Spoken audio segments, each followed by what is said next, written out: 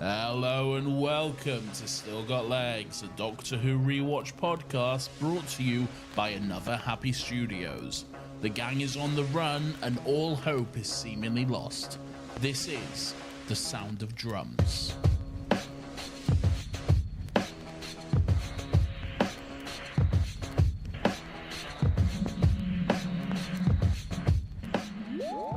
Hello everyone, welcome back, or welcome for the first time to Still Got Legs, a Doctor Who Rewatch podcast, the only Doctor Who podcast in the world. There are no others. Don't bother checking. Stay here where it's safe.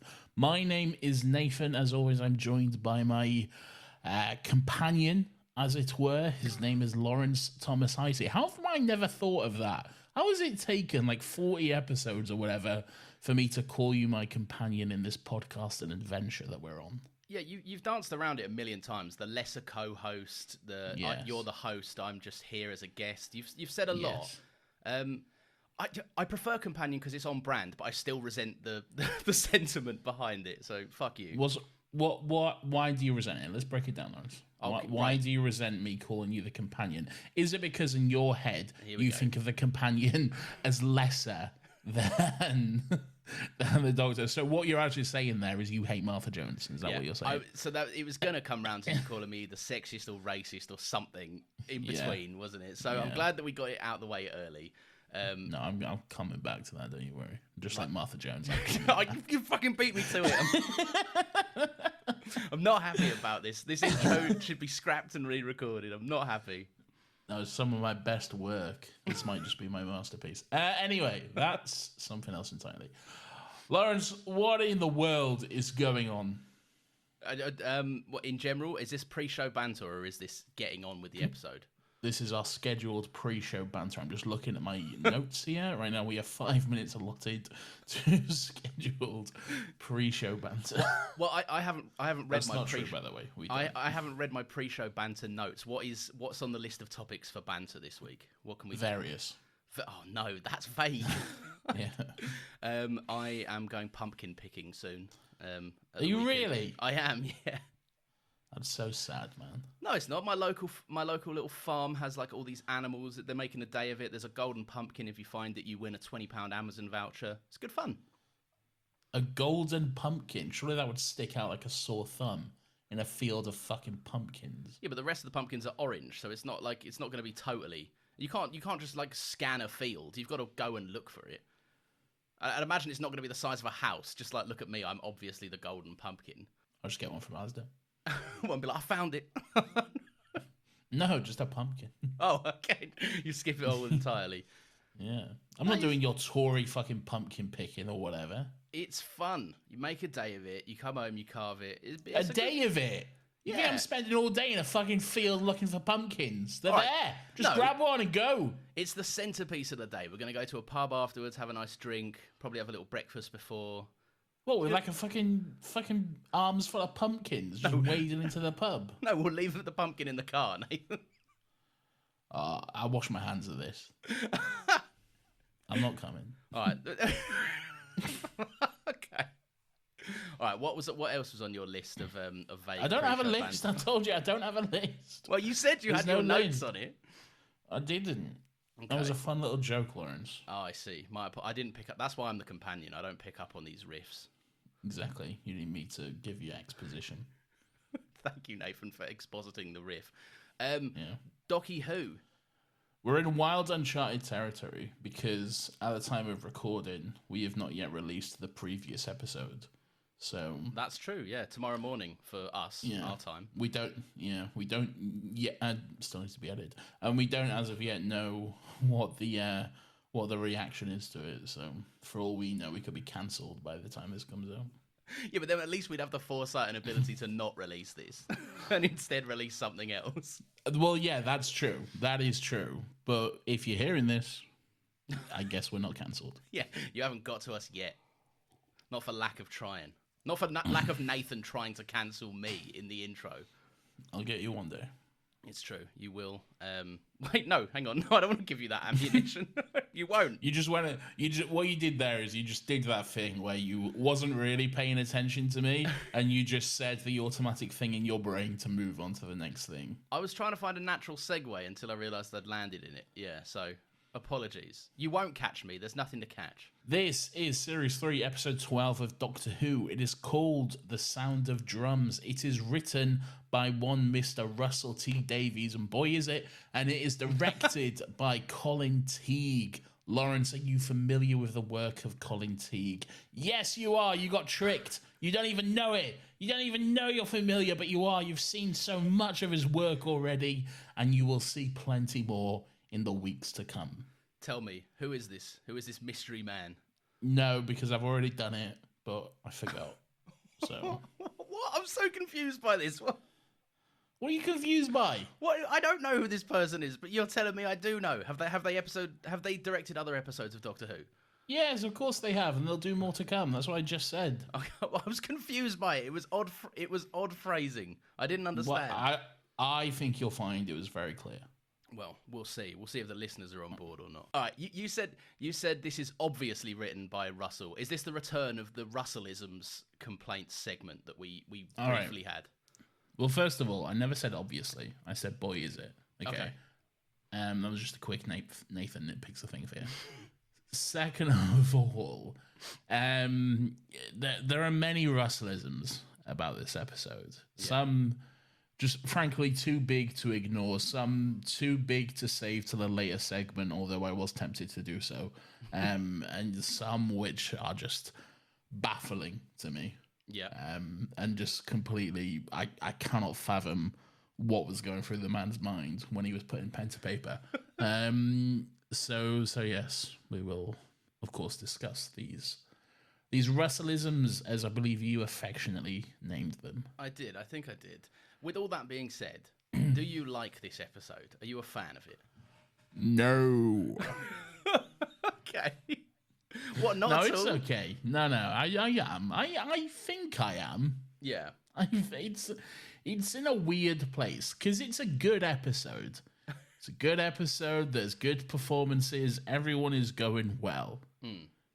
Writing's a bit off for a lot of reasons. Yeah. Go on. No, you go, please. I would say clearly you had a very important point which you needed to shut up.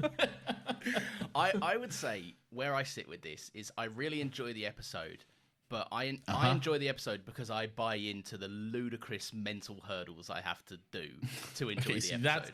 I think that's where me and you differ. Yeah. I really struggle to wrap my head around this world that we're in. Because look, and when I say this world, Doctor Who, fine. Time travel, monsters, Time Lords, Toclafane, all of this, not an issue at all. But you put me in a world where we have all of that and politics are a little bit different, then I'm like, something weird is going on here and I can't understand it. Okay? Is that like the uncanny valley thing of it? Like, because we're fine accepting random shit going on different planets and in different times. But like when it comes down to something we lived and experienced and we're like, hang on a second. That's not how that works. I think it is. Yeah, because I'll happily accept a Dalek turning into a man or like a man turning into a pig or whatever. I'll take that all day long. But then you throw in like what is essentially a 13-year-old's understanding of how the government works, then I'm just like,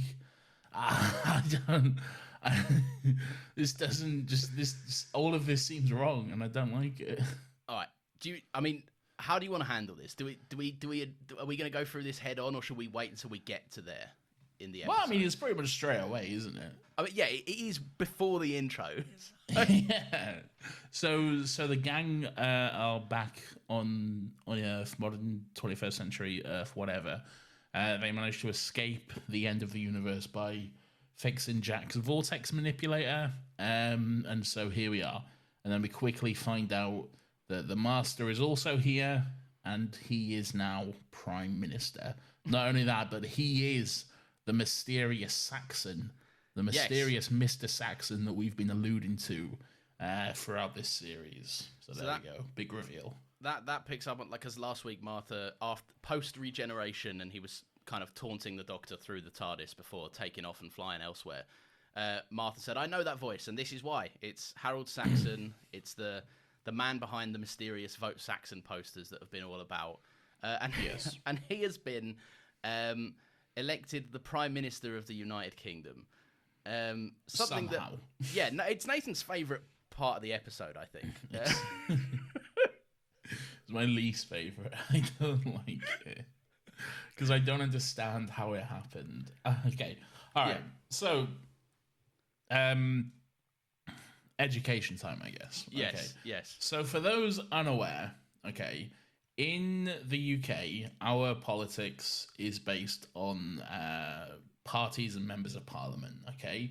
In order to become prime minister, you would need to be the leader of a political party, and that party would need to hold a majority seat in parliament, meaning you would need around about 230 MPs, all of which will win a local election as their represented constituent, as the member of parliament for their representative constituent, and then once you have a majority, you are then the prime minister. This just seems to imply, though, that like one guy just got popular enough that like everyone was like, oh, let's just have a presidential election, I guess. Yeah. And then we'll just vote in this one guy, and he's just so popular that like, yeah, we'll just... I don't even know, because they never explain it. I don't know. Like, I don't know how it works. Does he have a party? Yeah, so I because I was really... I knew how you thought about this. We've spoken about this episode before, right? Yeah. But I was like, right, let's really try and see what Nathan's saying. Because I agree, but I was like, maybe there are little just one-liners that we miss. That, it won't do it justice, but it will explain some... It will do some hand-waving. During the cabinet meeting, he does say... when you saw like the votes or whatever, when you saw things swinging his way, they all jumped ship and joined the Saxon. They all like abandoned their parties and joined Saxon. Yeah. But that still doesn't necessarily explain like how he was gaining popularity in the first place and all of this stuff. It works to actually prove your point further because they acknowledge that the party system exists.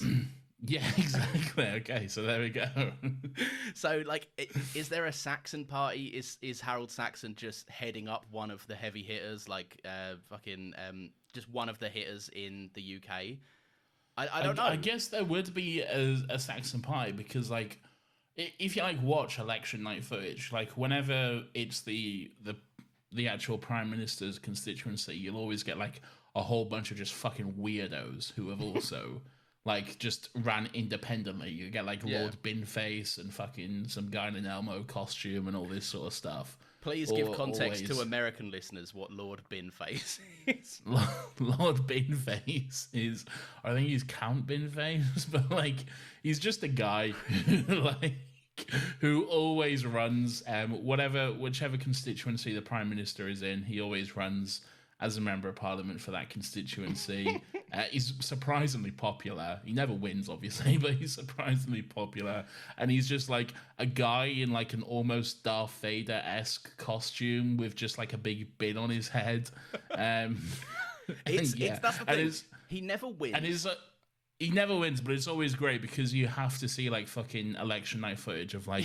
Theresa May just politely smiling when she stood next to a guy in a big fucking bin costume. Yeah, I will always love that. Whoever that, it's probably like it's like the that Spider-Man thing where it's like could be one man or a woman, we don't know.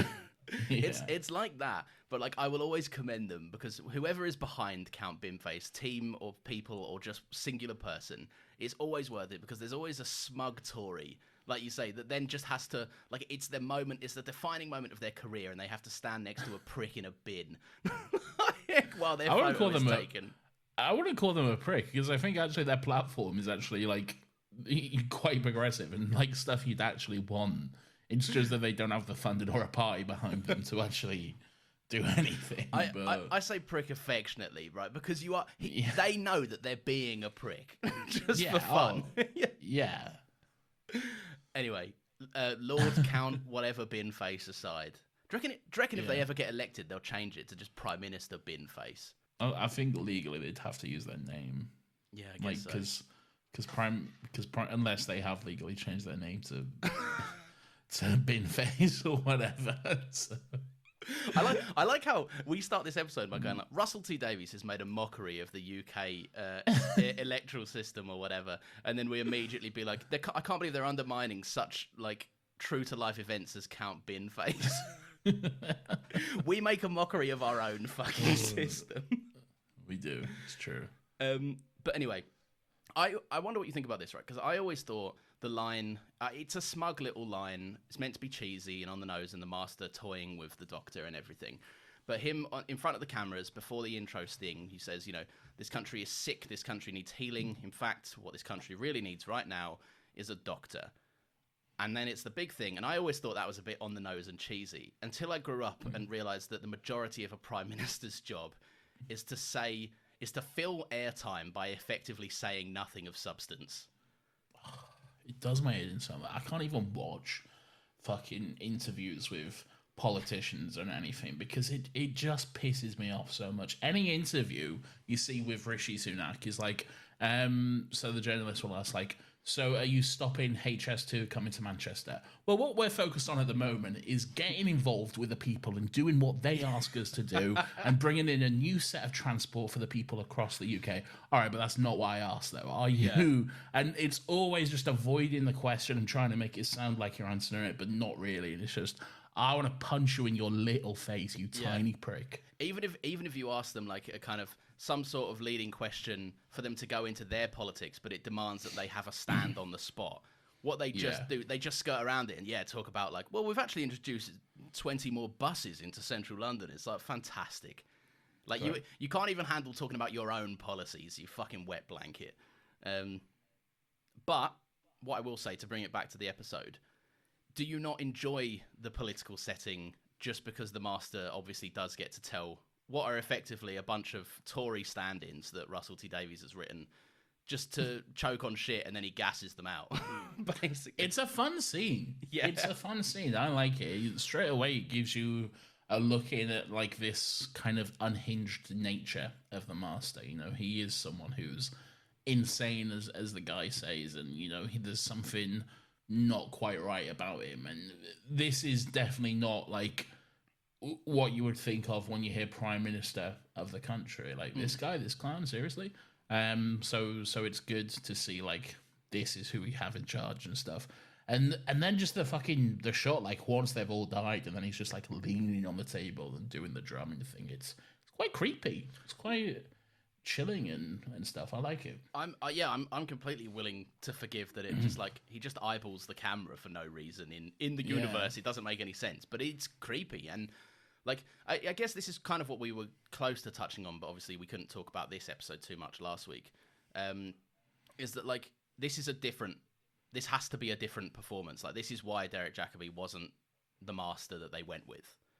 Because I don't think he would be a good fit for this, whereas you need basically just a bouncing lunatic who's, like, playing games rather than being openly vindictive. But he does, straight out the gate, John Sim is so good. I don't know, the way he carries himself, how, like, gleeful he is. I said this last week, but, like, how deranged he is like, it's almost like he's making up for lost time. He's just being extra fucking crazy, essentially. There is one point I enjoy where his accent slips and, like, his real northern accent comes through, and you can hear him go, "Run!" to the Doctor. Well, he's screaming on him down the phone. Yeah. There are some funny moments of this where it's like, where it's set in what was at the time like present day Earth. You get a bit of fun where, like, you get to see, like, the websites, and if you we have the ability to pause the TV on certain websites and certain fun things that happen on screen. I like to. There's a part where, like, the Doctor, Jack and Martha are, like, checking out Saxon's backstory. Because the Doctor's like, where does this guy come from? And they just can't recall. They just know that through the Archangel network, he's like, yeah, I liked him. And the Doctor's like, what does he stand for? What are his policies? And they're like, just a chill guy. Just good vibes. Good vibes, yeah. But I paused it on the Saxon website. and it's ludicrous. Like, not ludicrous is the wrong word, but it's just, I like to imagine him writing this and just being like, this is surface level enough that 90% of the people won't look further into this. And it's what does it say? It's got home testimonials, bio, a Greater Britain. There's just one thing that says Call of Duty, which is obviously like touching into, I guess, military service. But like, I don't know why just seeing Call of Duty just made me laugh. And then it says, I don't know the context, but I imagine that would be like Call of Duty would be like, this is what we're going to do, like a mission statement sort of thing. Like, I thought that too, but then he has his beliefs underneath. Beliefs can be different a little bit. Maybe it's, I don't know. Is there often a religious component to the Prime Minister? No, not really. Don't know then. And then the other one just says Meet Lucy, which is funny. I like the idea of a dedicated page to Meet the Missus. And then, I like that. And then suddenly, like, the background turns pink, and there's like floating love hearts, and it's like, ooh, here's my girlfriend. There's like chat comments like, I wish I was married to Lucy. She truly seems the perfect woman for me. And then just in massive bold text at the bottom of the screen, I really like the simplicity of this. It just says, Saxon, the man you can trust. Oh, it's not wrong. That is a man that anyone can trust if there ever was one. So. I just like to picture him like tinkering away at. He's got that 18 months of leeway, and he's tinkering away at his laptop, like figuring out how Earth web design works. Yeah. And he's like, oh, I finally figured out how I can write text. And he's like, the man you can trust, that'll do. They're not going to look further than this. No, it was 2007. They didn't have Squarespace, so yeah, true. If we were sponsored by Squarespace, that would be the perfect fucking spot for an ad read right there. He would have been watching like a Squarespace ad instead of Teletubbies or something. Just being like, wow, this is optimized for mobile browsing as well. Can't believe it. Anyway, that leads me on to say that there are other things Squarespace can do, and thank you this week for our sponsors. Shut the fuck up. Shut the fuck up. I don't know too much about how this job role would come about. He is the former Minister of Defence. What do you know about that? All right, so that would imply like he was involved with another political party before he started up his own. Okay. So whoever was in power, I guess in Harriet Jones's government then, he was... Oh, wait, no, because that woman said he became Minister of Defence just after the downfall of Harriet Jones. I don't know if she said specifically then, but that was like his first public appearance when he rose to get some traction going. So it would be whoever her successor was then. He was part of that political government or whatever. Yeah. Harriet Jones wasn't in power for very long then, clearly. No, I guess not, yeah. What was it saying? I don't know. He was part of another political party at one point. So that's something we figured out. Okay. Does he... Well, I like the fact that we're slowly getting to the bottom of this. By the end of the episode, we'll have worked out his political party and his policies and everything else. Does that... I don't know if this works, but does that imply that the Doctor kind of created the perfect opportunity window in his role in getting Harriet Jones basically dismissed? Did he open a window for Harold Saxon in a way? I guess he did. Yeah. Oh. I guess so, yeah. The hubris of a Time Lord. Yeah. No, that's not the point in the episode we can talk about the hubris. No, I don't think so. I think this would have happened regardless. Okay. Yeah, like, regardless of who was in charge, who was Prime Minister, I think Saxon would have happened regardless. So yeah, I guess, yeah. It might have been convenient, but if it wasn't convenient, he would have just killed them anyway. Like, he would have just got in the way. Yeah, it's true. Yeah. It's true. Right, here's something that I maybe next week gives me more answers, but I don't remember it doing so. What does Lucy want from this arrangement? I don't know. She is just mega horny for Harry, and he was pretty good to her dad, so that's important to her, clearly. Yeah, but was he? Like, apparently, she says so. I've no reason to doubt Lucy. Yeah, but like, he didn't even exist until 18 months ago. Well, yeah, he can meet a dad in 18 months. Yeah, but what's he done that's so good? Like, maybe sent him somewhere with a lot of money or some shit. Well, they're married, so clearly he would have met her family and be good to them at least. Yeah, I don't know. This is something I can't work out in this, because I understand, like, there's, you know, you have Lawrence, if you're talking about the speed at which relationships move, one might be careful of where you throw stones, okay? Considering that you was living with your wife before you was even together, okay? Right. So I'm not. I take your point, but like I'm more interested in like what is good about this Iraq? What does Lucy want out of this marriage? Like the power of it, I guess. Dick. Okay. You're not in the mood for a sensible conversation. No, I was tempted to make Lucy my weirdo of the week at one point when I was trying to figure out who that would be, and then I wrote down in my notes, weirdo of the week, Lucy. Come on, girl, how good can the dick can be? Like, he's like, oh, the other day he did remove 1/10 of the population, but like, you know. Well, that was towards the end of the episode. She'd already made a choice by then. Yeah. Look, I don't know. I think maybe she's attracted to power, maybe, and yeah, I don't know. Well, you get. She's get not a great person. No. Yeah, I mean that's true. You do get a bit of that where she's like, I don't want to have this interview, and then the person who I guess isn't a reporter but is disguised as a reporter, Vivian. She's a reporter, I think. Is she? But then she sends it. I thought she might have been some sort of undercover situation, because she's like sending encrypted files to Torchwood and all of this. I think that's just like for a fucking. But I think she's a reporter. So like she's just getting the story out one way or another, kind of thing. Yeah, not necessarily that. Just getting it to the right people. Yeah, I guess that makes sense. Yeah, but like you do get Lucy in that kind of she's unwilling to take the interview, and then Vivian's like, well, you know the woman behind the power, Britain's first lady, and she warms to the idea very quickly of having a front page about her and everything.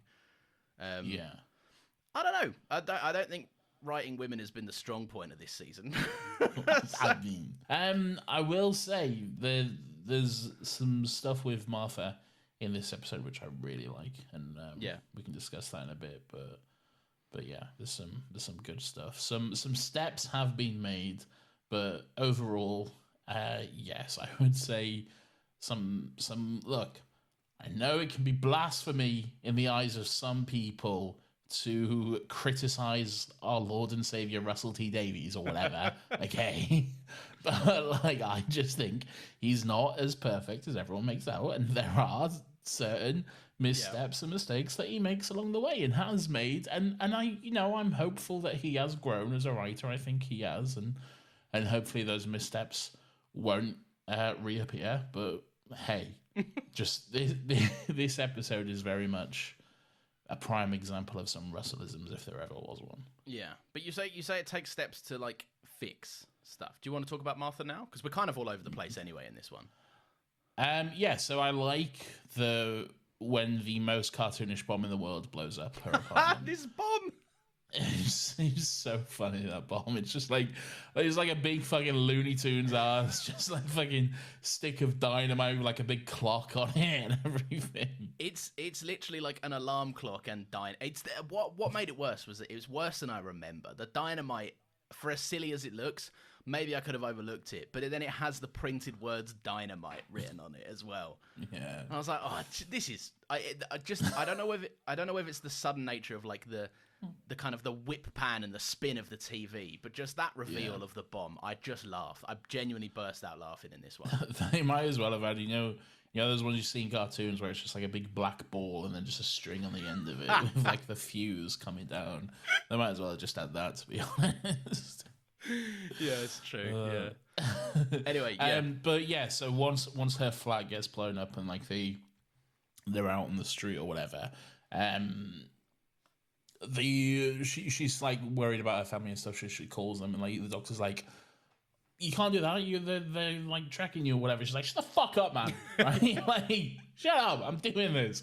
And like, I think this is the start of Martha starting to realize like, oh, this guy's a bit of a prick. And like, a lot of shit has gone wrong because of him, basically.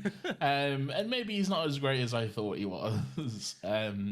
Just starting to fall out of love with him a little bit, which I think is good because boy, is he a prick. Yeah. So. And it is just like, I think if this season does anything well, it's like, as much as you always say it as well, and I agree, that we don't love the whole Martha pining for the Doctor, but it is a part of her character. It should be recognised as like part of her arc and everything. And it is somewhat redeemed at the end with like stuff like you just said. But they also do a good job of expressing just like sometimes the lack of humanity that Ten can express. And I think that is like, again, that's just clear cut in this, like just no concern. He's like, you can't call them, they'll be tracking you and then they could find me. And it's like, I don't give a fuck, dude. Yeah.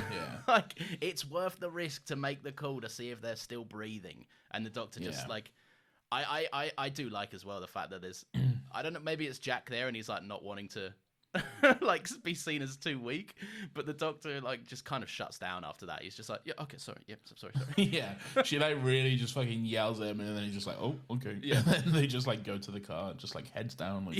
Oh, okay. But like, this is something I wanted your opinion on as well. Do you? Okay. Oh yeah. Oh, wow, he's ready. France. Why? I don't know. Francine on the phone to Martha. Yes. This is actually. Fuck.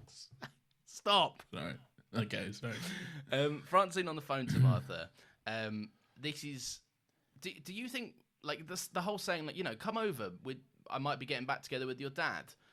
Yeah. I don't know whether to read this as just like, I wouldn't, betrayal is the wrong word, but like, do you think she's just kind of having to go with it and she's reluctant but doing so? Or I thought maybe in this time round she might be saying something so innately ridiculous. The whole like, the Francine would never ever get back with her dad, with Martha's dad. Like, do we I don't think either of those are correct, Lawrence. Okay. I think you're wrong on two fronts, so double wrong. No. You are. Okay. Yeah, you're wrong twice. Okay. Wrong squared. Yeah. First of all, I don't think Francine would ever consider fucking betraying Martha like that. Yeah. Not that, you know, it's betrayal really, because she doesn't know. I believe it's more the case that like some kind of deal has been cut. Like, if you get Martha here, she'll be safe. Don't worry. We won't hurt her. We won't hurt you. We just need here so we can ask her more about the Doctor or whatever, or something like this. Right. And she's just going along with that because she wants her family to be safe. She wants Martha to be safe. So that's what I think is the most logical explanation there. Okay. Like the path of least resistance because she's been misled, basically. Yeah. Yeah, exactly. Okay. That would explain her kicking off. Is it Clive? Is that her dad's name? Yes. Yeah. Maybe. That would explain, because Clive obviously sees through it and starts having a kick off at the neighbourhood.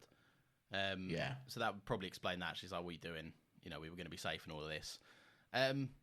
Yeah, I don't know. I think I like that. Do you know what? Something I really, really like about this episode, and this scene in particular, like, I know in season 1 we had like Jackie and Mickey being hunted by the Slitheen, but there's something about this and how like pointed and like targeted at Martha's family that it's never felt this close to home. This is awful. Like the way like the family are just like rounded up really, and just like locked away and that sort of stuff. It's really, it's not nice. It's not nice, like, to look at, really. And I really enjoy this whole sequence. First of all, I love the way, like, her dad just, like gives it away, and he just, like, yeah, fuck it, they're here, like, fucking run, get out of here, fuck it. And then he's just, like, trying to fight his way through them all and stuff. That's great. Yeah. But then I love when Martha actually gets there, in her little fucking 99 fucking Ford Fiesta or whatever the fuck it is. That she is just stunt riding as well, by the way. Yeah, I think it's a Focus. Is it a Focus? Yeah, whatever. But she's just there, and then there's just the tense moment, just everyone staring at each other, and it's just target identified. Yeah, take aim. Fire! I love that moment, man. And then just the whip around and the glass shattering on the back and the bad camera inside of the car with this weird angle and all that. I put down the switch to dash cam for action shot. Yes. It's great. You seen the behind the scenes of that? Of that being filmed? At some point, yeah. It's just John Barrowman ripping the piss out of David Tennant for like most of it. Yeah, because he's sat in like in the back seat, so he's just kind of like poking at him and prodding him, and it's very funny. But yeah, no, I like that, and I think you get more of the like Martha and some better writing on her as well. Like as she's driving off, and she's like, you know, she's evading gunfire. She's watched her family be rounded up and basically put in a fucking cage. And like Martha, like she's doing the 2007 watershed version of basically just rinsing out the Doctor in every way. She's like, oh, you know, the only place you could go to is planet Earth, and like implying I that love like that moment, like implying just like the Doctor never considered that like this is bad. And like so he's being so nonchalant about the whole thing, and Martha's just like, you're a fucking idiot, dude, fuck you. I like to imagine that she would have said that, like when between the scenes that we didn't see or whatever, she's just like, fuck you, man, like fucking I am done, like I'm fucking done. She's like, oh, there's only 2 Time Lords left, well both of you fuck off. Go somewhere else. And he's just there the entire time, just like, okay. Yeah. Lawrence, I must let you know. Well, actually, I must ask: did you at any point celebrate and cheer during this episode? You know I did. Did you? Tell me when you cheered and celebrated. I celebrated at the return of our Queen. Yes, Lawrence, me too. Trinity Wells, our Queen, the newsreader for AMNN. Yep. She is back, baby. She's just letting us know what goes on. I love if there's a Russellism that we can, you know, write in the history books as just being incredible every single time it pops up. It's this just running series of regular newscasters that appear, but specifically this woman. She is in the 60th anniversary. I will fucking shit my pants. I will scream in my house down, okay? I will be there it'll be like that moment in Endgame. Like, this is my Endgame. This, if Trinity Wells shows up in the 60th anniversary. That's the thing. What I love about it as well is that they're solely there as like just a quick exposition, like a quick. If it's designed for Saturday night TV. If you've just come home from work and this is on, here's the plot. Yeah, and it's so good. She's great. She's phenomenal. When was the last time we saw her? Season 2? I think it would have been the ghosts and shit and whatever. Yeah, ghosts and Cybermen or something. Yeah. So say it seems recent in TV show, but that's been like multiple months for us. So yeah, we've been deprived of her for too long. I like the conversation between the Master and the Doctor. I like that, first of all, no matter what version we get of these characters, these two characters, I think there's always a little bit of romantic tension between the two of them. Yeah. There's always just some little, almost erotic. It is, yeah. It's very much on the Master's end, because like the whole, when he first hears his voice and the whole slowly pulling out the phone out of his pocket and the, oh, yeah, I love it when you say my name like that. It's very sexually charged. It is. And it's like, what it always feels like is two exes that shouldn't be talking to each other. Toxic exes, yeah. Like they know the relationship is bad for each other, but they just can't like help feeding into it a little bit. The Doctor says at one point, like, I can save him, I can fix him. I can make it work. That is their relationship to a T. It's always the Doctor being like, I can fix him, and the Master just like blowing shit up in the background with his big dynamite sticks. No, but you're right though, because it is like it's filled with tension, right? I mean, look, you know, boomer fans of the revival era will be like, oh, you know, just two enemies, they haven't seen each other, it's the first time they haven't been on screen in a while, right? Lawrence has deployed his racist voice again. That's not right. How is that right? That's me being an old man. Yeah, but that's your racist voice. Like, if you were to do an impression of a racist person, what would you do? I thought you were saying the voice I was doing was racist, and I was like, oh god, how? No. I was like, have I been doing some accent I haven't known about? But yeah, Lawrence was doing a crude Indian accent. No, I wasn't. I promise. But yeah, like I think a lot of people. You're right. I'm glad you said it as well, because I think a lot of people would pass it over as just like, oh, you know, these characters haven't been on screen together in decades. You know, it's That's the tension and that's the drama. Like, no, it's not. No, they want a kiss. Yeah, the drama is the Doctor wants to give him a kiss, and he wants to give the Doctor a kiss, but he doesn't want to do it without doing a little bit of mischief as well. Yeah, he wants a mischievous kiss. Exactly. But it also serves a good purpose as well. Like it reintroduces them quickly. Like, just you can sum up the Master's ego by the one line of the 10th Doctor saying, like, well, you chose your name, the Master, like it's fucking psychiatrist field day. And it's true. Like, he's just got an ego on him, and the Doctor is compulsively fucking drawn towards, almost to a fault, trying to protect everyone and everything. I think you can say the same about the Doctor, though, because the Master chose his name, and that's like an immediate red flag. Like, whoa, buddy, like, what are you doing? What does that mean? But I think there's also a bit of a red flag.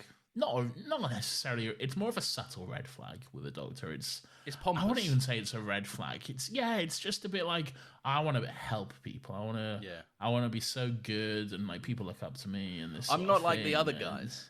Yeah, exactly. It's a bit of that about it, really. And look, to be fair, you get.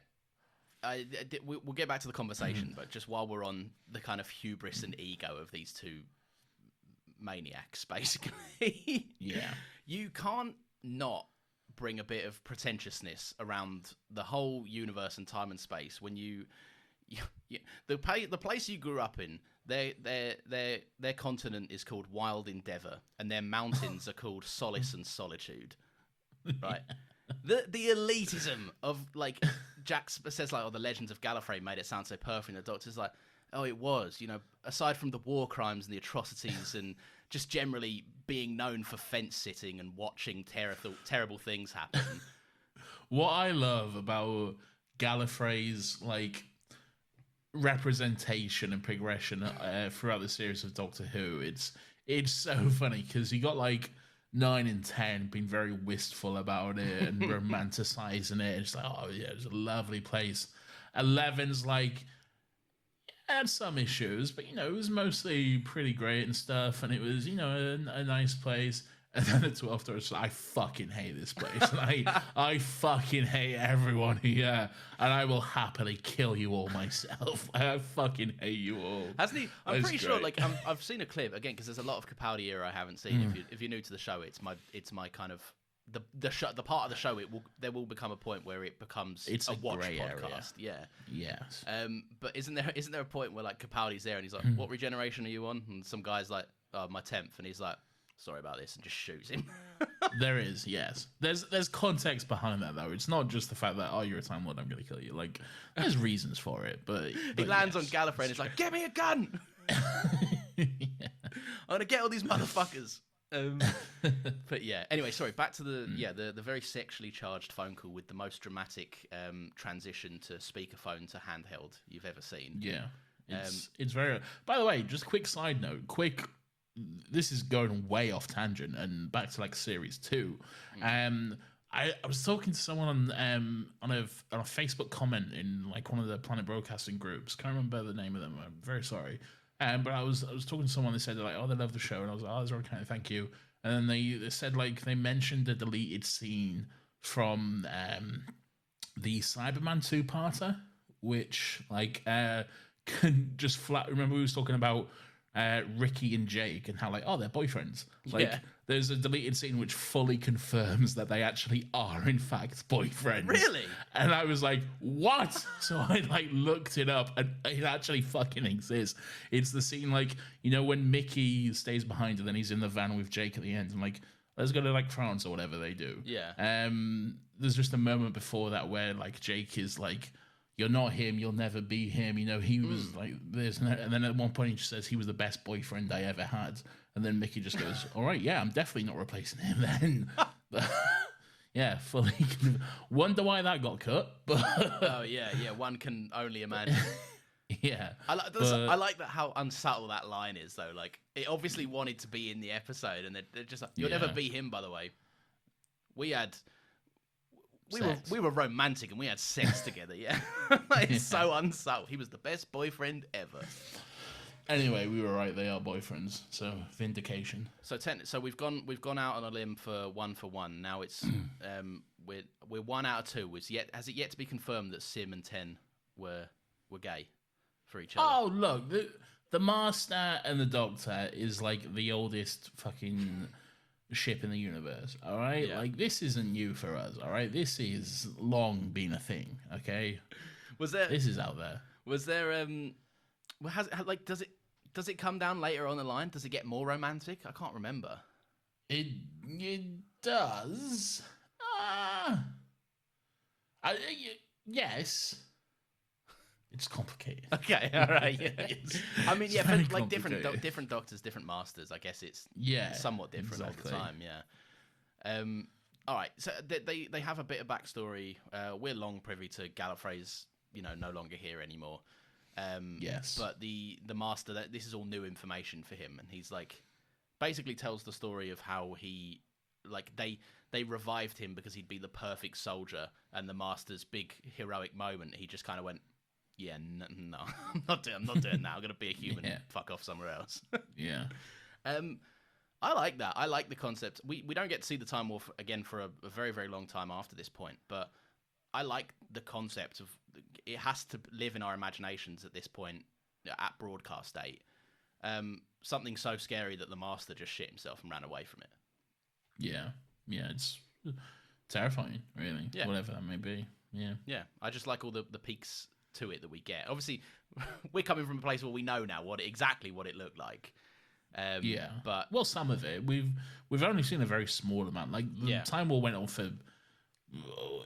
I mean, it's difficult to say when you're dealing with time travel, but like it went on for a while. Yeah. Like exactly how long, I don't know, but like it was going on for a bit. It wasn't just like, oh, here's a nice little weekend of war, and then we'll all spiff off.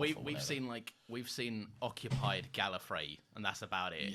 Yeah. It went on long enough for John Hurt to visually age like about 50 years. Yeah, and he's a Time Lord who ages a lot slower than normal. So that's true. Yeah, it takes like Matt Smith's Doctor like 300 years to get old, doesn't it? Yeah, exactly. So quite a few years, but then again, I don't fucking know. Whatever. It's time travel. We don't understand it. Right? You can't know it. All right. The kind of the punching point of this conversation is like, right. The Master has sent Torchwood to not be in the episode. They've been written out, and then like basically Jack's leads are coming up short. Martha's pissed off at the Doctor. The Doctor's got no angle, so he's just like, wow, into hiding we go. I guess for 5 minutes or one night or whatever. I do like that little sequence where it's the Master just like telling them to run, and then the Doctor's just like looking around, kind of helpless, and it's just like Martha's like, "What the fuck are we doing?" And he's just like, run. I guess we're doing this. Yeah, and again, Marigold just fire on those keys once again, whilst the music plays, and they go into hiding, and it's good. It's all good stuff. It is very good stuff, and they find this kind of obscure.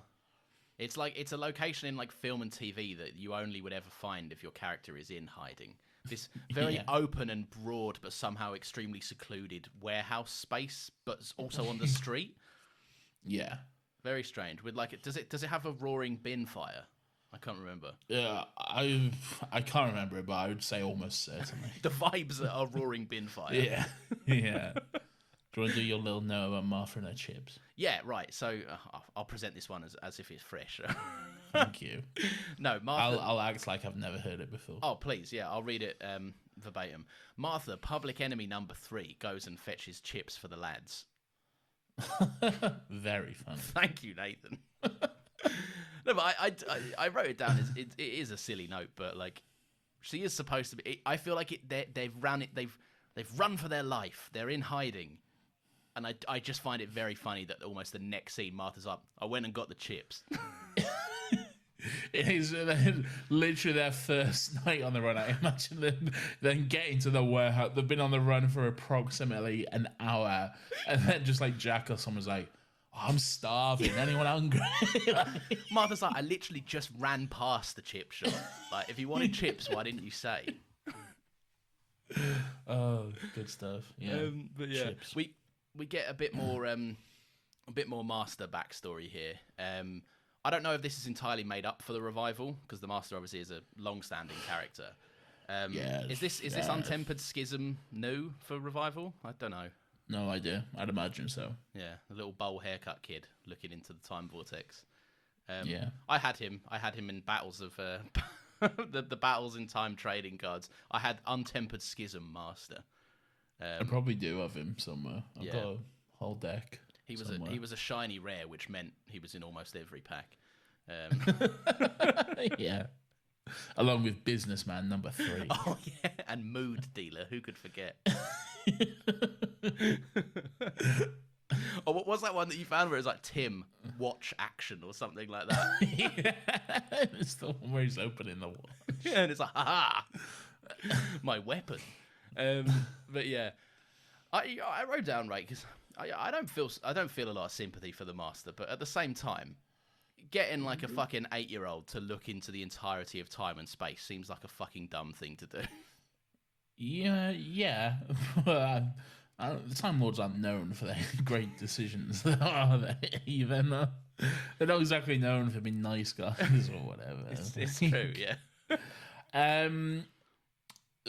That was an interesting though. You don't have a sympathy for the Master. Do you think he's beyond redemption, or see that you think there's no part which is, I don't know. Talk me through that. I think the Master needs to do a lot of. The show knows it as well. I think the Master needs to do a lot of growing. This kind of touches in on the conversation I wanted to have later as well. Like, you know, Jack's tough. We're having it now. No, I know. But like later on, the point is kind of made in the show. Like Jack's like, the Doctor's like, look at this perception filter necklace I made, and Jack's like, I'm gonna use it to fucking kill him. I'm gonna use it as a fucking garrote wire or something. No, that sounds like Torchwood. Yeah, exactly. So that is kind of what you're asking, I guess. Like, do I think there's a point to having empathy? And I think not this version, not yet. Like, because right now he's just full of, like, his ego's taking a beating because he was an old man. Everyone's seen him at his weakest, right? Basically being a human, feeble old guy trying to help people, which he perceives as like to be the worst possible thing you could ever look like. I think right now, no. And he's not to touch in on next week too much, but like he's unwilling to be forgiven. He doesn't want that. And I think the second that the Master does kind of get to accept that, which I like, there's a part of Sim in his next appearance next season, which is a bit like, I don't know. Maybe? He has a moment. Yeah. So, but I think that's more. Not, but I think that's more like who he's talking to rather than the situation. Yeah. I think that's more of he has an issue with them rather than I hate you more than I hate this guy. Yeah, exactly. Yeah. So no, to answer your question, this iteration of the Master in this episode, I don't think so. I don't think there's a point of redemption for him that could be met. You see, I think you're right, because Sim Master is he doesn't ever seem to show like any sign of like, oh, maybe, like there's he's sexist till his last breath. He really is. Like he is given opportunity after opportunity after opportunity to to do the right thing, to try and turn the other foot and to do something good, and it's every single time it's just apart from the one time in like his next appearance. But for the most part, it's just constant rejection towards that. Missy's a very different story. Yeah, from what I remember from Missy, it's virtually, I mean, not a different character, but the character has grown in a way that we didn't expect it to be. Yes. And Dewan Malstaff, honestly, I think we've had too little of Dewan Master to really get a sense. Yeah. To really know, which is a shame, and I'd like to see more Dewan as the Master. But yeah, I don't know. I think you're right. 11 never had a Master. No, didn't. No. Nuts. No. Matt Smith recently said he'd love to play the Master. Ooh, that could be cool. But I also feel like it would never happen because it'd just break too many people's heads open. If the Doctor can come back as the Doctor, why not? True. Yeah. There's some weird scenario where it could happen for like one night only or whatever. Anything is possible from a writer's pen. It's true. Especially one that takes such liberties with the UK political fucking system. That is true. Yes. Lawrence, did Jack change Torchwood or is he just talking shit? I think he's talking shit. Yeah, I think he's talking... the Torchwood... Right, what I will say is it's gone from a corporate, organised hoarding of alien technology and information under the guise of helping the public to a less corporate version of exactly what I just said. Right? It's now people are having more sex with each other. Yes. And there's a sexy cyber woman in the basement or whatever. His version was never that corporate though. Like he says like he rebuilt it. I'm like, did you though? Has your version just always been that? Because like, I mean, you've been there for 100 years, and like we see flashbacks in the show of Torchwood where it's like, yeah, it just seems like the exact same as it does. And like Canary Wharf, like at this point, it was a year ago. Like, yeah, like come on. Yeah, I mean, it kind of. I think they wrote themselves into a corner a little bit because having Torchwood appear in Doctor Who and then having a spin-off show with Jack leading up Torchwood and it being a very different Torchwood because they didn't want to write, we're in Canary Wharf and that's the setting of this show. Yeah. They wanted it to be grimy and gritty and people having sex on their desks and stuff like that. Which is just not going to happen in a 9-to-5 office situation. So I don't know. I don't know necessarily if Jack is talking shit. I think Russell is doing his best to write himself out of a corner that he put himself in. Maybe. I've just put Jack works for Torchwood, the Doctor gets huffy. So I wasn't really prepared for this level of cross-analysis on Torchwood, if I'm honest. All right, fair enough. I'll let you move on then. Well, no, do you think it's like... No, I just think he's talking shit. Yeah. He's just trying to get out of jail with the Doctor a little bit. Yeah. Yeah. He's like, all right, sorry. Let's talk to him. I've got a note, and I'm curious to get your take on this again. Lawrence, I would love nothing more than to hear your no right now. Thank you. Well, I would love nothing more than to tell you. Right, they say the Archangel network is global, right? And yes. The Doctor says, 4 little beats under it all, lines of code, vote Saxon, trust me, vote Saxon. Yes.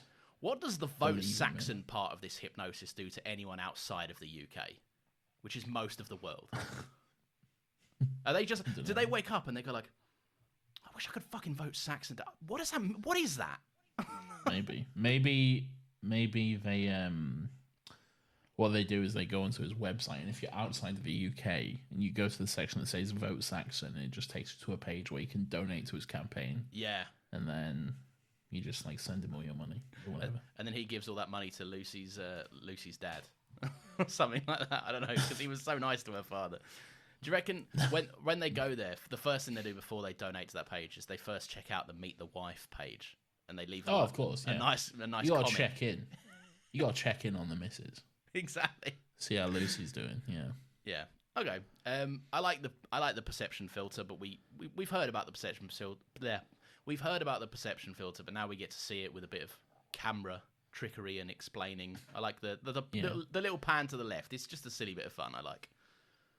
It's like when you fancy someone and they don't even know you exist. What a prick, man. Yeah. What a prick. I want to punch him. He's such a prick. Yeah, it's no good. Jack says, "You too, huh?" Is he talking about Rosa himself? I think he's talking about himself. I think so. I don't think he's talking about Rose. Yeah. Because, I mean, the Doctor very much did notice Rose. Yeah, exactly. Lawrence, the President of the United States, shows up. For listeners, I've been told I'm not allowed to do an impression or Nathan will end the podcast early. So If you're wondering, you always do it. You do it all the time. Any chance you get, you'll do your President Winters impression. I don't think it's half bad. I don't think it's good. I just don't think it's terrible. I've heard it too much, Lawrence. So now no one gets to hear it. Okay, fine. It's probably on a previous episode. You can go find it. He's fine. He's there to be the president for a bit, isn't he? He's there to be America personified. Yeah, really, kind of. He's there to be an idiot. That's not a dig at America, more just himself. But then he's again, I mentioned earlier, like there's some moments where Russell was putting pen to paper, and it was just completely like I cannot make sense of it at all. This is some stuff which blows my fucking mind. Like the President Winters stuff, and I'm like, I have a note here. The note says, this is jumping ahead a little, but whatever. We're talking about the president. Yeah. It says President-elect ? I am fully convinced RTD has no idea how any kind of politics works in 2007. This guy is President-elect? So President-elect, for those who don't know, is what a president is once he's won the election, once he or she has won the election, but then has not taken office as the president. Yeah. So like between November and January, when you've won the election but you're not yet in the role, that's president-elect. Yeah. So this guy isn't even president yet, and he's like, I'm in charge or whatever. You're not even in charge of your own country, mate. Exactly. There's someone else in charge, probably George Bush. Yeah. And then the natural leap in logic is to say, well, the president was busy. That's why a vice president exists. Well, yes, but like bit more. What could you have? Yeah. Which is more important than this? Yeah, I mean, what is going on that demands your attention more than first contact? Yeah. I mean it.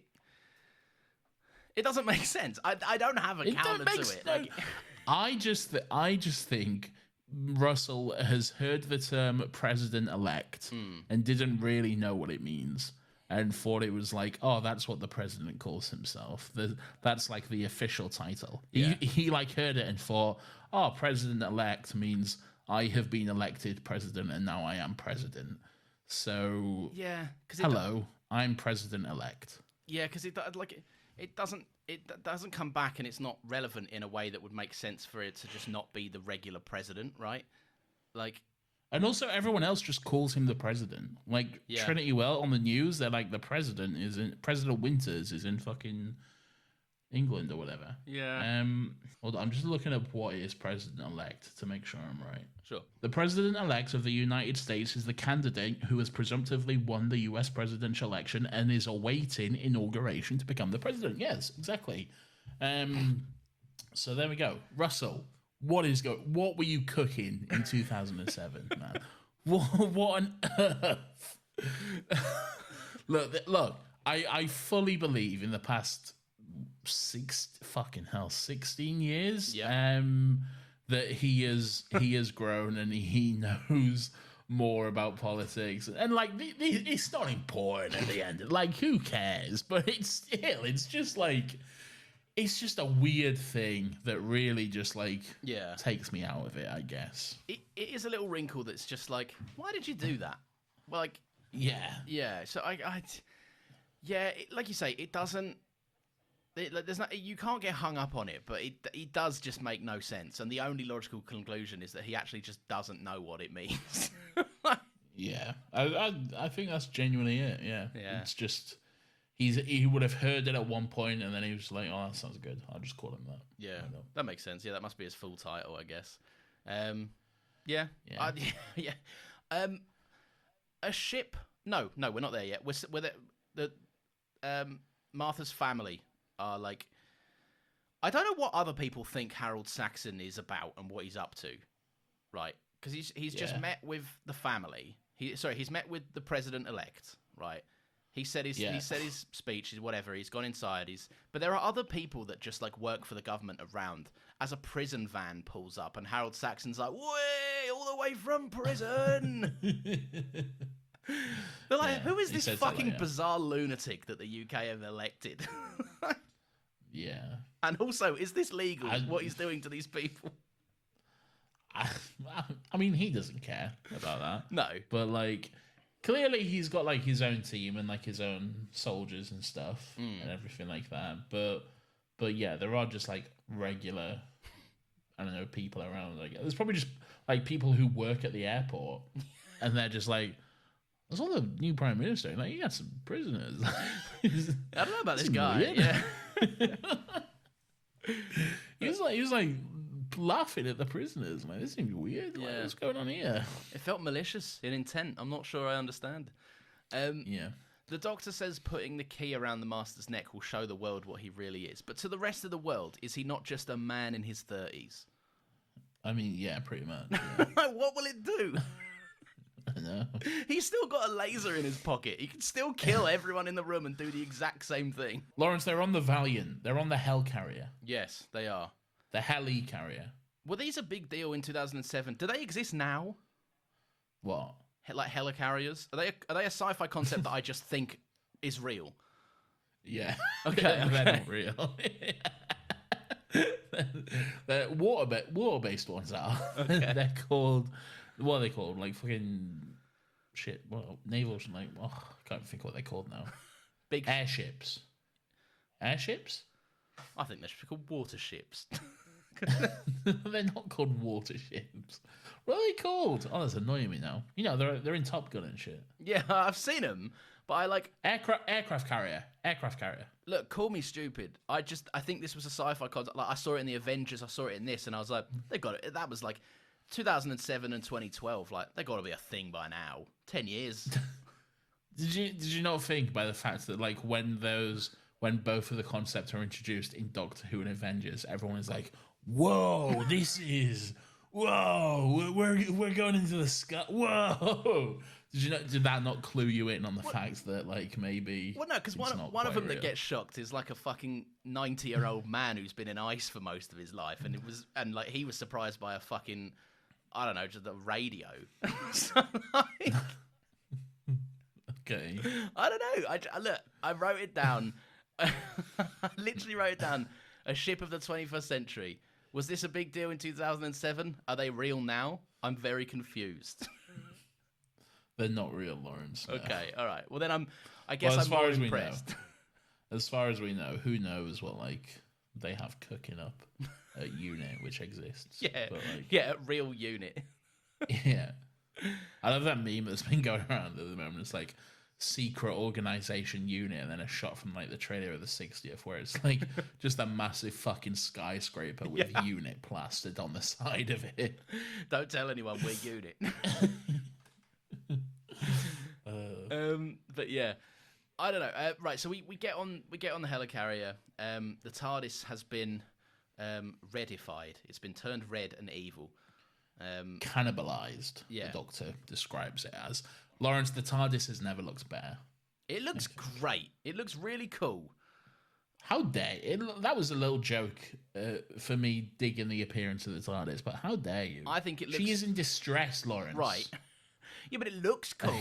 It's like, you know, you open those doors and it's a whole different vibe. It's gone is the greeny blue and all the coral and everything. It's now just red and it's making a big noise like boom. It's great. It looks and sounds cool. It's in distress, Lawrence. She's not having a good day. I know. Okay? I feel sorry for the TARDIS, but sounds like you love that the TARDIS has been cannibalized. No, I don't. I just think it looks cool. But yeah, so it's a paradox machine, and we don't. This episode doesn't tell you why, does it? So we shouldn't say here. Yeah, sure. Why not? Yeah, we'll save it for next week because. I mean, you can figure it out, but yeah. Yeah, I mean, it becomes blatant. I think quite clear. I don't know. We've spoken about this. We spoke about this with the screwdrivers. We spoke about this with the Jadoon scanner. Did you have a laser screwdriver toy? Did not. No. I think I mentioned before, I never had any Doctor Who toys as a kid. Oh, yes, you did say, yeah. Yeah, no. Never. All I had the Bars in Time cards, and I had the little TARDIS holder for them. That was the extent of my childhood Doctor Who toys. Adulthood is a different story. I'm collecting them. Like, I'm 29 and now I got a screwdriver. I got some action figures. I can buy these. It's fine. I mean, yeah, you're an adult. You can buy what you want. Yeah, it's my money. Fuck off. Okay. Yeah, everyone, come in here. You're listening to a Doctor Who podcast. Get a life yourself. Yeah, leave me alone, nerds.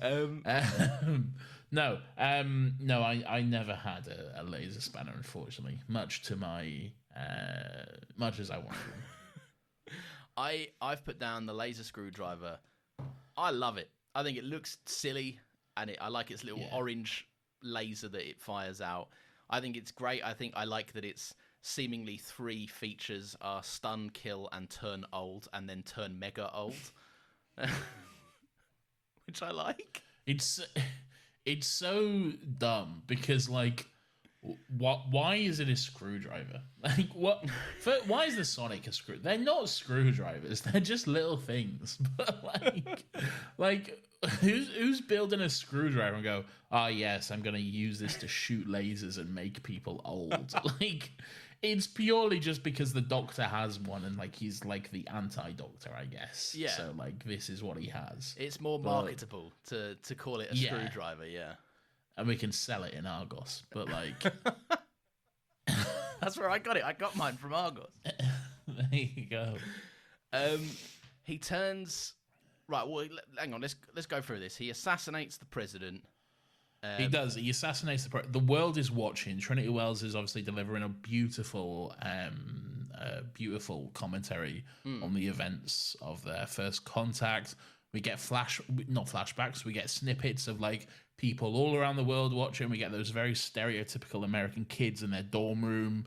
They're like got Budweisers and they got their Letterman jackets on and their backwards baseball caps. There's probably a poster of like a red car and like a Route 66 sign on the wall because they're in America. Yeah, you can tell it was authentically captured in America. Yeah, Which I like. Hey guys, you want to come over and drink some Budweisers and watch First Contact on the news? How come you're allowed to do an accent? This isn't fair. That sounds cool, bro. Yeah, because I'm not doing President Winter's lines. Fine, I guess. Since Britain elected an ass, yes. No, that's mine. You're not allowed. Fine. Yeah, he does all that, and then just basically it seems like a really elaborate plan to just get on a plane and take over the world. I feel like he didn't need to do any of this. Ooh, do any of what though? Become the Prime Minister. Yeah, probably not. I just think it makes it more fun. Yeah, for him, like that's purely what it is. He doesn't need to become Rasputin. It's fun for him to do it though. Yeah, that's fair. He's weird, and he's weird, and he likes getting in disguise and doing weird little things and like integrating himself within something, and then is like, surprise, I'm an alien and I'm gonna kill you all. Actually, so. It's weird, like when you consider it's. I do get like the character motivation. It's just funny to consider the Doctor was able to achieve the same presence on the same plane overnight with a bit of string and a key. Yeah, but the Doctor doesn't have an army of Toclafane at his beck and call. All right, so like just being there isn't enough to fulfill his plan and get all that done. That's true. He also has to do the legwork and all this sort of stuff, and he probably might he probably needs the Archangel network as well for something. Yeah. So, oh yeah, he probably needs it for something next episode, doesn't he? Yeah. Yeah, exactly. I cannot remember what his main plan is. I thought it was mostly just this. Get up here. It's mostly just domination. Yeah. It's mostly just world domination. Rule the world. Oh, but then he wants to bring Gallifrey here as well. Not like physically, just like make Earth new Gallifrey. Yeah, it's got some like. We'll save physically bringing that for next season. Yeah, for sure. But, right. This is. I don't know if you're prepared for this, but you have a platform here to give me some humble pie if you'd like to. Oh, there's nothing I love more than giving you a nice slice of freshly baked, much like your wife has been baking goods all day long. Sign up. Before we started the podcast, Lawrence was complaining that his wife has been baking all day long. It's too hot. The oven's been on all day. It's too hot in the house. And then I called him a prick. Right. I see. The thing is, I don't know whether to save this. I don't know whether to have this discussion now, or we could wait about 5 years and have it then. Well, what's the basis of it? What's the discussion? The basis is the master dancing to a popular song at the time. Ah, Lawrence, you've seen my notes, I see. Oh no! For I have written here. Oh look, they had the master dance to a popular song so it would blow up on TikTok. Is my exact note, which is a little bit tongue-in-cheek because this is an argument that we've had and will continue to have many times. I think we should save it, to be honest with you, because I don't think we can fully get into it until then. Okay. If I'm being honest. Yeah, be prepared for the power of the Doctor to be largely not about the power of the Doctor. And mostly us two arguing about the use of a song. But what I will say is I like the inclusion of the fun moment of Here Come the Drums. Okay. It's a fun little inclusion, and I like it. I do as well. Interesting. Yeah, Interesting. I know. Remember that he said that, everyone. Remember that he said that. Clip that out. I'm going to save that. I have never considered before today that... because it's a weird plan to make the Doctor old. To make him an old man... Yes. Like, he's got like chains. We see next episode. He's got chains. He has restraints. He could do anything he wanted to overpower the Doctor. But he decides to make him a feeble old man. And I just think that's very telling towards his vanity and ego. Because he was like, remember last week when I was an old man? Now you're the old man. Who's the real loser? You! Yeah. It just has massive, like... the energy of someone who just cannot read the room, really. Yeah. And he just can't understand that, like, what? Like, I wasn't bothered about that. Like, I didn't care that he was an old man, but he's so hung up on it. Yeah. He's like, no, I was an old man, and now you're an old man. And he was like, and the Doctor's like, what? Like, I don't care. But it's eating away at him, and now he's like, ha ha ha, now you're the old man. And I'm young and cool. Very funny. Yeah, exactly. Even in his regeneration speech last week, he's like, if the Doctor can be young and strong, and the Doctor's like, all right. A different older Tennant. To be fair, on reflection, looking back at it today, this version of Tennant old is a lot older than the Family of Blood old Tennant. Is it? I think so. I think. Well, he was on his deathbed. He died. Yeah, but I still think he had like a 70 look about him, whereas this one feels like 90. Yeah. Like that head of hair, as much as David Tennant will try and keep proving us wrong in real life, that's not making it to David Tennant's 90th birthday. You never know, it might. I mean, it shows no sign of faltering, to be fair. Oh, jeez. I like the line. Right, I just think it goes hard. Should we decimate them? And then just remove 1/10 of the population, like with literally just by opening his mouth, he now has this level of control. And like, how has this happened? How has the Doctor took his foot off the ball this hard? Like the whole season. That's a lot. That's a lot of people. A lot. 1/10 of the population. What was that? The population was 6 billion at this point. Yeah. So that's like 600 million, I think. I mean, I'm not good at maths. I'll take your word for it. I think it's 600 million. Wait, what's 1/10 of 6 billion? It's 600 million. Oh, I was right. Yeah. Hey, nice one. There you go. There you go. 600 million. Yeah. Which is pretty... It's a bad day on the job for the Doctor, basically. Yeah, not his best day, really. Luckily, ultimately, it doesn't matter because shenanigans. But, he can use some clever writing to solve that. Yeah, problem. exactly. Because Russell's here to save the day. Yeah. So don't you worry. Russell and this pen are gonna solve all of this. There's literally no need to go back in time other than to rectify that as well. Don't worry about it. Yeah, I mean, like, look. Lawrence, don't spoil it. We'll talk about it next week. Okay, yeah, true. I think it's a brilliant ending. I think in the revival, it's never been more fucked than this, right? A tenth of the population has just been literally fucking decimated, as they say, right? Yeah. The Doctor has become an old man, which, as we all know, is a fate worse than death itself.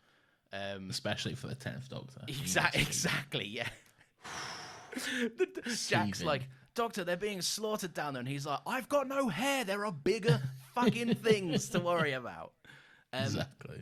No, that Martha teleports away. That pan of just like the hillside looking at the world that's mostly just on fire and up in flames. Well, I love before that. I love the moment of like she sees her family and she just has like just looking at them from across the valley and just like knowing there's really nothing she can do at that point to help them physically anyway. Yeah. Like she just needs to get out there and figure out whatever the fuck she's gonna do. So, and I like that. Yeah, and it seems quite hopeless. Like at this point, like this isn't just a typical the Doctor's gonna fix it with the Sonic like next week. Like how the fuck are they gonna get out of this? What is gonna happen? Yeah. Like shit is fucked. Stakes are high. Yeah. And it's a good setup for the finale. For once, the revival has a cliffhanger that will take more than 30 seconds to resolve. Indeed. Excited about it. You get the iconic Martha's "I'm coming back" line. I quote that almost daily. Like, I'll go upstairs to get something from upstairs. My wife's like, "Where are you off to?" And I'm like, "Don't worry, I'm coming back." Like it's that level of frequency in my house. Which is for you, and I guess for me that is more iconic than Arnold Schwarzenegger's "I'll Be Back" from Terminator 2. Yeah, I care way more about this one. Like, that's all very well and good, but he's no free management, so like exactly. This is the one we care about. Anything else on the episode itself?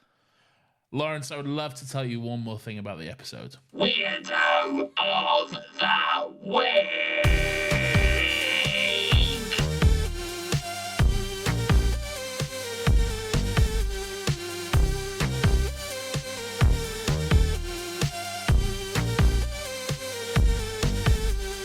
Weirdo. This is everyone's favourite section of the show where we get to take a look back and reflect on some of the weird and wonderful and grubby little characters who come across our screens each and every week. Lawrence, I am scared to ask, who is your weirdo for this week? Why scared? I don't know. I just wanted to say that. I'm not really. Okay. My weirdo is a few people. It's actually the entire Guard of the Valiant this week. Okay. Yeah. I see. Oh, just going off who it is there, I would personally have gone with them for next week myself. But interested to hear your thoughts. Continue. Oh, yeah, that's true. They only get weirder. That is accurate. At no point in this episode, and my point is washed away entirely if there is a point in the episode where the Master's like, this is my private security firm. Right. Yes. At no point is that ever mentioned. So therefore, I'm confident that this is a weird thing that they do. You have a face on. It's never mentioned, but it is seen, kind of. Because, do they rip off and have the John Sim badges on instead or something? No, but just given by the fact that they're rounding up Martha's family. And shooting at Martha when she comes down and stuff. Like that seems pretty. Have I just blown a massive hole in your weird? Not like my point necessarily somewhat still stands, because I don't think while doing that they know that the Master is an alien who's hell bent on world domination. They probably just think here's a prick. Yeah, that's got a bit of a beef on this family. My point is that the listeners can decide whether it's just been railroaded entirely or not. The entire Guard of the Valiant are very happy to kind of enforce their power over innocent people on the Valiant and willingly take orders from a man who's just admitted he's not the Prime Minister, is in fact an alien, and has just assassinated the President of the United States. And he is the Prime Minister still. Well, I mean, I guess he is, yeah, but in the way that, like, I don't think Harold Saxon is a legitimate front anymore. Yeah, okay, fair. Therefore, his leadership should be called into question if anyone had the means for it. Yeah, I don't think Parliament had been recalled after this, though. So. No, I don't think either. But my point is, there's some people, like, the definition of a job's worth, someone that just fucking rides their desk and loves their work and cares more about it than regular people. Right, here's the thing. Like a bus driver that won't let you on the bus because you're 1p short of the fare. Right, that's a job's worth.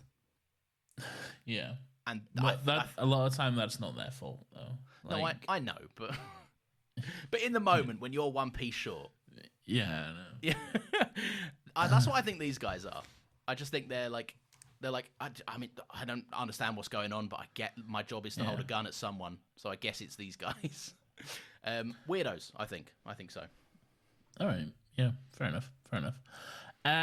As I mentioned, I was tempted to say Russell because of everything, and I still will. I think in spirit he's still a weirdo for this week, and I think he should count towards the official weirdo listings, which I haven't been keeping up with.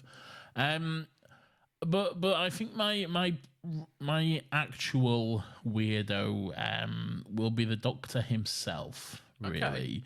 Okay. For once again, and we've mentioned it throughout this, but just being the biggest prick going once again, just all the way through. He's just like, what an absolute cunt you are, mate. Like, I think the moment that sold it for me was like when Jack, Martha, and the Doctor, when they get to the Valiant, they're like running around. Martha's like, oh, my family, I need to get to my family. Like, my family are here. We just saw them as hostages. I need to make sure my family are okay. And he's like, oh, wait. Oh, brilliant! There's a TARDIS. Oh, isn't that nice? Oh, let's go see the TARDIS. Oh, come on! Like, what a prick, man.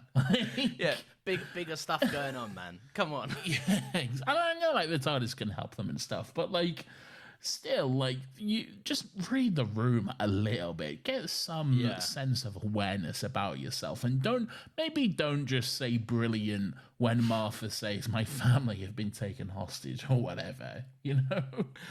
Maybe don't do that. For like a lot of reasons, I really enjoy this two-parter. Right? I'm taking on board everything you're saying, and my reevaluation of the 10th Doctor, who is my favorite Doctor and still to this point is, right.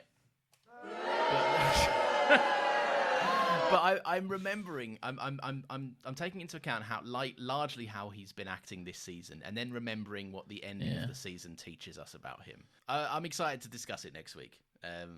So we'll see how my rewatch of that episode fares up. Did we get any tweets? Yes, we did. Epic. Chepic. And I should say, again, last week's episode has not gone out at the time of recording yet. So, our friend Greg Cactus Face has not yet heard us tell him that he does not need to send us baseball references if he does not wish to. You're free from this curse. But of course, he has not heard. To clarify, we enjoy them quite a lot. Yes, he's under no obligation. Yes. Where's my tweet here?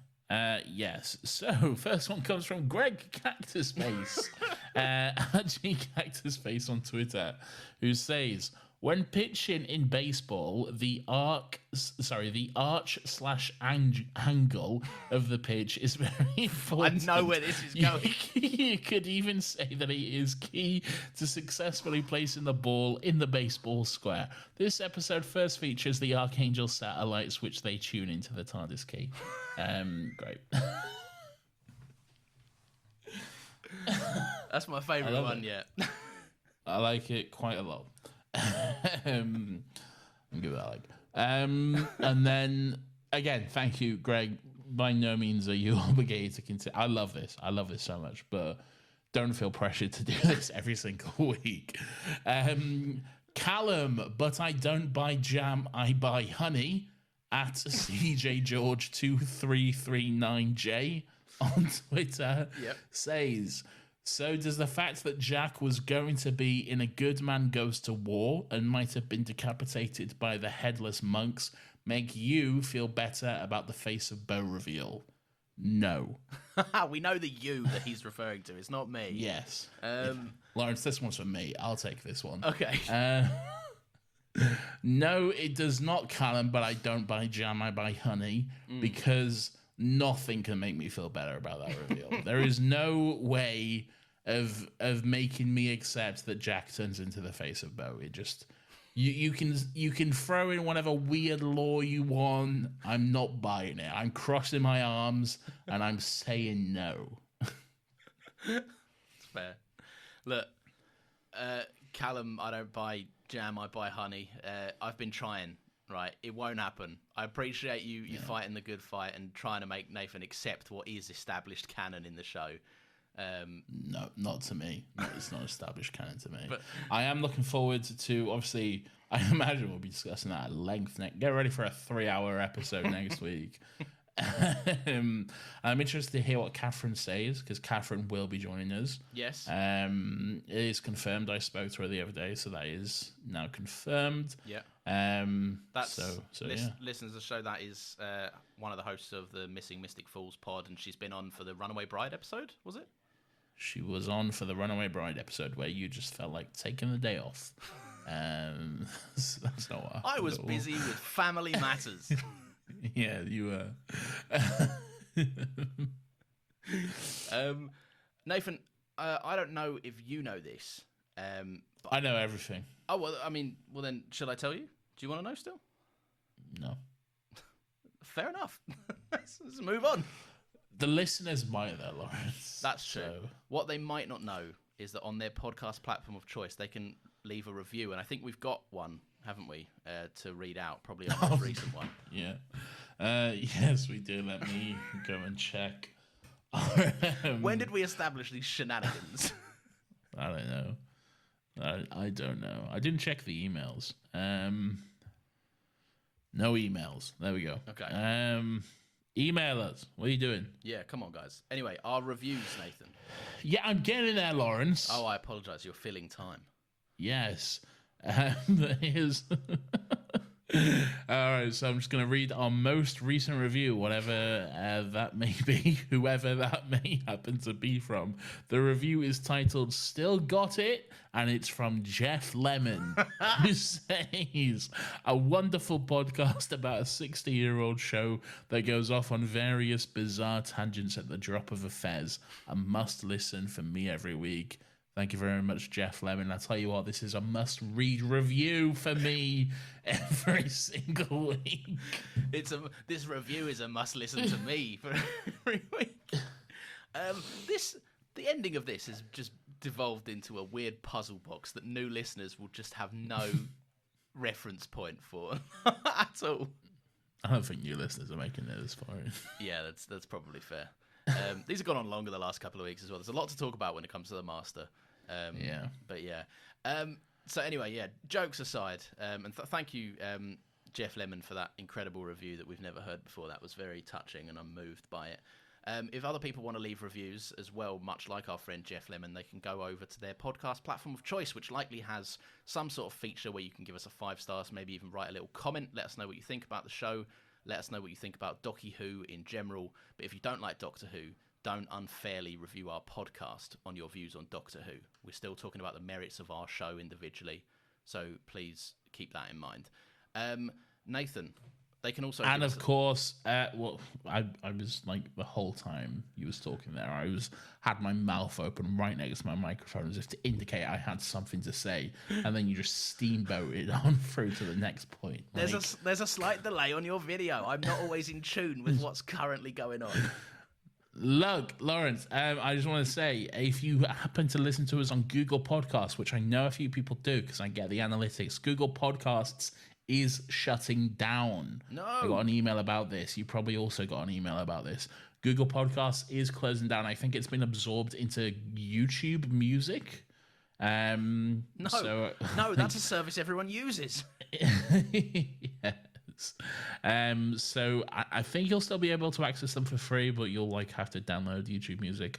I don't know. Just like use someone else. Use what I don't know. Just want to make you aware of that. That is happening. We're on the big ones and we're on most of the small ones, I think. We're on all of them. We're on every single one. We're on Audible. We're on Amazon Music. We're on Google Podcasts for now. Lawrence, we're everywhere you can get your podcasts. That is true. And we're also everywhere where you can follow us on Twitter. Great. Which is at Still Got Legs Pod. Mosey on over, as Nathan has just read out. We do every single week put a little message out when we're going to record our episodes, asking for people's thoughts on the episodes we're going to be talking about. It's also where you'll get little post reminders that will remind you that every single Monday at 10 a.m. there is a new episode of this show out. And come and join us. Show your mates, let your mates know, tell them to give us a little follow.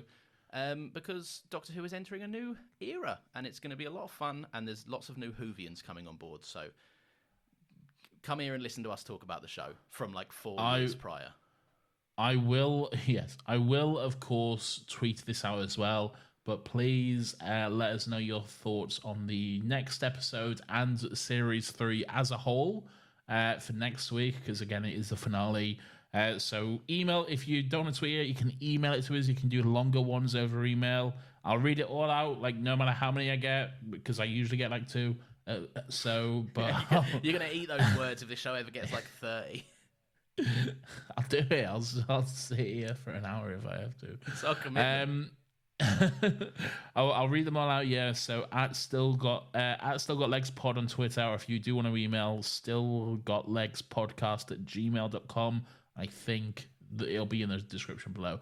But yes, give us your thoughts on the next episode and Series 3 as a whole. And anything else you want to say? You want to call me a prick? Go for it. Do it. That's the best way to do it. Not me, though. I'll be upset. Nathan has thicker skin. He'll be able to take it, but I'm not. I'll get upset. What are you trying to say, Lawrence, about my skin? It's a common expression that it means that you are able to take more criticism than I. Lawrence is fat shaming me. He is now cancelled, everyone. I am also not in phenomenal shape, so I'm not sure I'm eligible for this. Listen, enough of us platforming our own fat shaming of each other, all right? I've never once fat shamed you.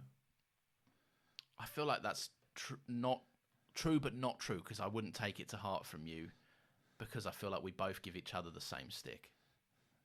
What do you mean? Not true. We give each other a fair bit of grief. Yeah, but you should just believe that I never would have done that. I'm confused what you mean now. Don't worry about it. End the episode. That's your job. Oh, I've done my job, Lawrence. Now I'm waiting for you to do your job. Oh, yeah. Bye.